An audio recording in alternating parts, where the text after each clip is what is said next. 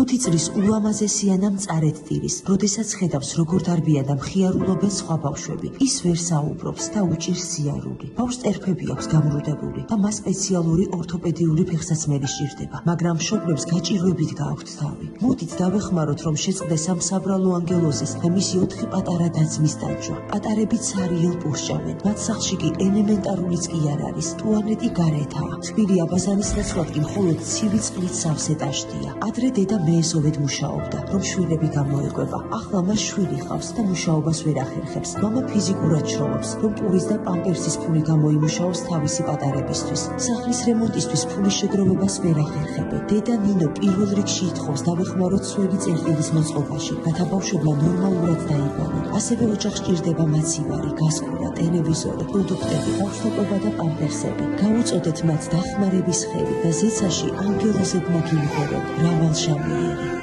გადარიცხეთ ნებისმიერი თანხა ჩერნოვეცკის ფონდის ოფიციალური საიტის მეშვეობით.